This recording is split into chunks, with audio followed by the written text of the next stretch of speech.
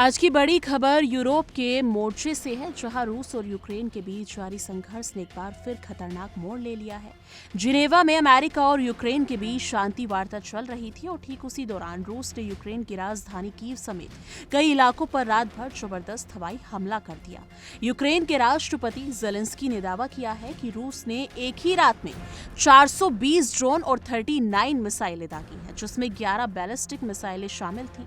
ये हमला ऐसे समय में हुआ है जब युद्ध अपने 5वें वर्ष में प्रवेश कर चुका है और दुनिया भर में इसे रोकने की कोशिशें तेज हैं।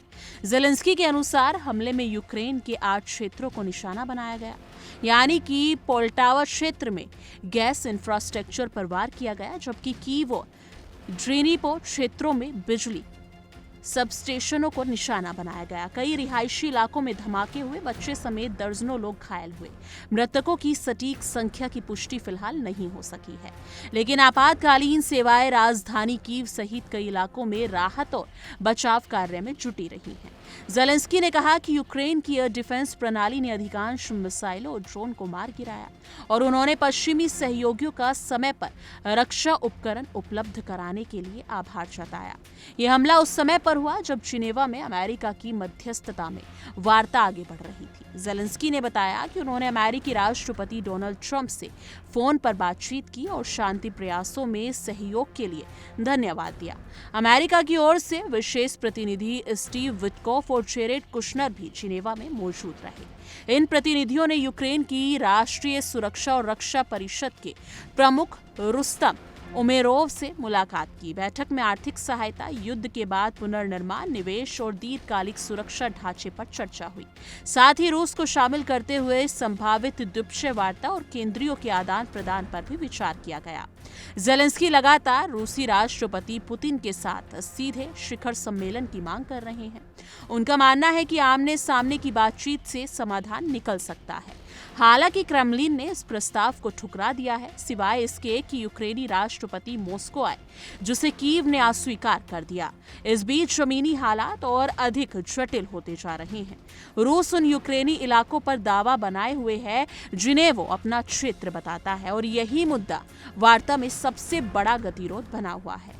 रूस की ओर से बयान आया है कि रूसी रक्षा मंत्री ने कहा है कि उसकी वायु रक्षा प्रणाली ने कई रूसी क्षेत्रों, काला सागर और आज़ोव सागर के ऊपर 17 यूक्रेनी ड्रोन मार गिराए। यूक्रेन ने भी हाल के महीनों में लंबी दूरी यानी कि स्वदेशी ड्रोन विकसित किए हैं, जिनसे रूस के अंदर तेल रिफाइनरियों, ईंधन डिपो और सैन्य लॉजिस्टिक ठिकानों को निशाना बनाया गया। यानी संघर्ष अब दोनों तरह से गहराई तक पहुंच चुका है, सिर्फ सीमावर्ती इलाकों तक सीमित नहीं रहा। इसी बीच एक मानवीय पहलू भी सामने आया। पिछली वार्ताओं के दौरान रूस और यूक्रेन ने सैनिकों के शवों का आदान प्रदान किया। रूसी प्रतिनिधि मंडल के प्रमुख व्लादिमीर यानी कि मेद्रिस्की ने बताया कि रूस ने 1000 यूक्रेनी सैनिकों के शव लौटाए और बदले में अपने 35 सैनिकों के शव प्राप्त किए। यूक्रेन के युद्ध बंधुओं के समन्वय मुख्यालय ने इस आदान प्रदान की पुष्टि की। हालांकि पहचान की प्रक्रिया अभी जारी है। यह आदान प्रदान दिखाता है कि तीखी लड़ाई के बीच भी कुछ मानवीय संपर्क कायम रहते हैं। लेकिन अब यहाँ सबसे बड़ा सवाल यही उठता है कि इसके प्रभाव वैश्विक ऊर्जा बाजार, खाद्य आपूर्ति और अंतर्राष्ट्रीय राजनीति पर पड़ते हैं। गेहूं और काफी आपूर्ति से लेकर कच्चे तेल की कीमतों तक इस संघर्ष का असर भारत समेत पूरी दुनिया पर महसूस किया जा सकता है। इसलिए जिनेवा में चल रही वार्ता और मैदान में जारी हमले दोनों ही विश्व राजनीति के लिए अहम संकेत हैं। फिलहाल तस्वीर यही है कि एक और शांति वार्ता की कोशिशें, दूसरी ओर आसमान में बरसती मिसाइलें और ड्रोन। क्या आने वाले दिनों में बातचीत कोई ठोस नतीजा देगी या युद्ध और लंबा खींचेगा, ये समय ही बताएगा। लेकिन इतना तय है कि रूस यूक्रेन संघर्ष अभी खत्म होने से दूर नजर आ रहा है और दुनिया की नजरें जिनेवा से लेकर कीव और मॉस्को तक टिकी हुई हैं। फिलहाल इस मुद्दे पर आपकी क्या कुछ राय है, कमेंट सेक्शन में अपनी राय जरूर साझा कीजिएगा। देखिए इंडिया डेली 24/7 अब आपकी स्मार्ट टीवी पर। इंडिया डेली मौजूद है सभी डिजिटल प्लेटफॉर्म पर लाइव और लगातार। इंडिया डेली 24/7 हर दिन राष्ट्र को समर्पित।